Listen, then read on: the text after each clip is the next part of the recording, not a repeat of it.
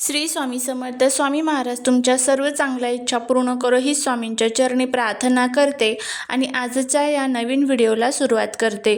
मानवाचा जन्म ही या सृष्टीतील सर्वात मोठी गुपिते मांडणारी प्रक्रिया आहे. पण तुम्हाला माहीत आहे का, हजारो वर्षापूर्वी लिहिलेल्या गरुड पुराणात भगवान विष्णूंनी मानवी जन्माचा प्रवास अत्यंत सविस्तरपणे सांगितलेला आहे.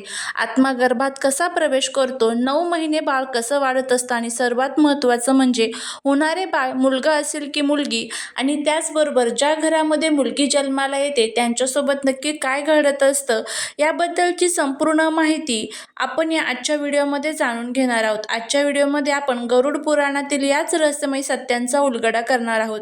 त्यामुळे व्हिडिओ हा स्किप न करता शेवटपर्यंत नक्की बघा. चॅनलवरती जर तुम्ही नवीन असाल तर चॅनलला सबस्क्राईब करा आणि असेच माहितीपूर्ण नवनवीन व्हिडिओ पाहण्यासाठी बेल आयकॉनलाही प्रेस करा, म्हणजे जेव्हा कधी मी नवीन व्हिडिओ अपलोड करेल त्याचं नोटिफिकेशन सर्वात अगोदर तुम्हाला भेटेल आणि तुम्ही एक पण व्हिडिओ मिस करणार नाही.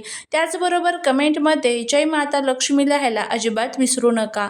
गरुड पुराणाच्या धर्मकांडमध्ये उल्लेख केल्यानुसार जेव्हा एखादा जीव आपल्या कर्माचा हिशोब घेऊन पुनर्जन्मासाठी सज्ज होतो तेव्हा तो प्रथम अन्नामध्ये प्रवेश करतो. त्यानंतर पित्याच्या माध्यमातून तो मातेच्या गर्भाशयात पोचतो. विष्णू सांगतात की स्त्री आणि पुरुष यांच्या संयोगातून पहिल्या रात्री एका कण स्वरूपात जीवाची सुरुवात होते. 5व्या दिवशी तो एका बुडबुड्यासारखा असतो आणि 10 ते 15 दिवसात तो मांसाच्या एका गोळ्याचे रूप घेतो.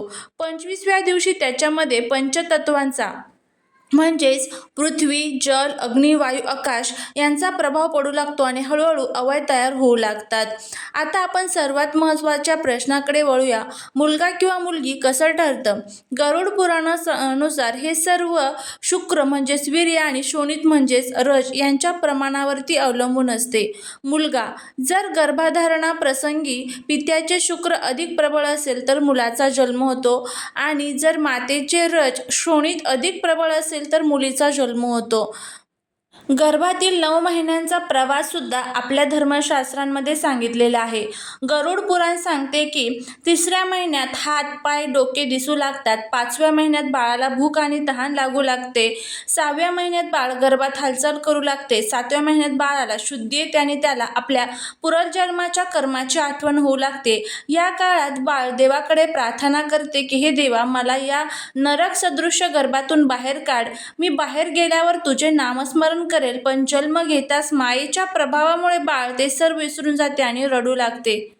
गरुड पुराणानुसार मानवी जन्म हा केवळ एक जैविक प्रक्रिया नसून ती एक आध्यात्मिक संधी आहे. आपल्या कर्मानुसार आपल्याला हा देह मिळतो, त्याला या जीवनाचा वापर सत्कार्यासाठी करणे आवश्यक असते. गरुड पुराणात मुलीच्या जन्माबाबत अतिशय सुंदर आणि आध्यात्मिक दृष्टिकोन मांडण्यात आलेला आहे. त्याच संदर्भात आपण बघूया. अनेकदा विचारला जाणारा प्रश्न म्हणजे असे कोणते पुण्य असते ज्यामुळे एखाद्याच्या घरी लक्ष्मीसारखी मुलगी जन्माला येते? गरुड पुराणात याचे उत्तर केवळ विज्ञानावर नाही तर कर्मावरती आधारित दिलेले आहे. गरुड पुराणानुसार मुलगी हे केवळ नशिबाने नाही तर मोठ्या भाग्याने मिळते. ज्या घरातील लोक पूर्वजांचा मान राखतात आणि त्यांच्या कुळावर पितरांचा आशीर्वाद असतो अशा घरी मुलीचा जन्म होतो. मुलगी ही सौभाग्य घेऊन येते असे मानले जाते.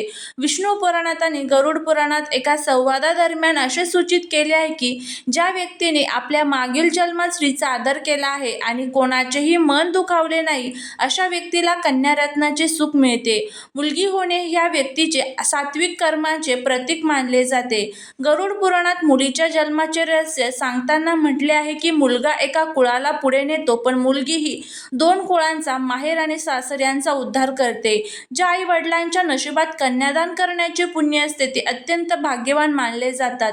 कन्यादान हे महादानांपैकी एक मानले जाते. असे मानले जाते की ज्या घरात रोज पूजा अर्चा, स्वच्छता आणि पाहुण्यांचा आदर केला जातो तिथे लक्ष्मी स्वतः मुलीच्या स्वरूपात जन्म घेते. गरुड पुराणात लेकीला गृहलक्ष्मी म्हटले जाते, जिच्या पावलाने घरात सुख समृद्धी येते.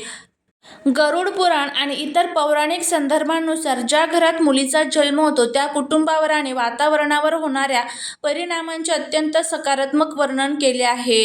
तर बघा, पुराणात मुलीला साक्षात लक्ष्मी मानले गेले आहे. असे मानले जाते की मुलीच्या जन्मानंतर त्या घराची आर्थिक स्थिती सुधारू लागते. तिच्या नशिबाने वडिलांच्या आणि कुटुंबाच्या कामात प्रगती येते. ज्या घरात लेक असते तिथे लक्ष्मी वास करते असे गरुड पुराणाचे सार सांगतात. गरुड पुराणानुसार कन्यादान हे सर्वात श्रेष्ठ दान आहे. ज्या पालकांना कन्यादानाचे सौभाग्य मिळते त्यांच्या अनेक पिढ्यांचा उद्धार होतो. त्याचबरोबर मुलगी केवळ स्वतःच्याच नाही तर आपल्या वडिलांच्या कुळातील पितरांना देखील तृप्त करते, त्यांना सद्गती मिळवून देण्यास मदत करत असते. ज्या घरात स्त्री शक्तीचा, मुलीचा आदर केला जातो तिथे सकारात्मक ऊर्जेचा संचार होतो.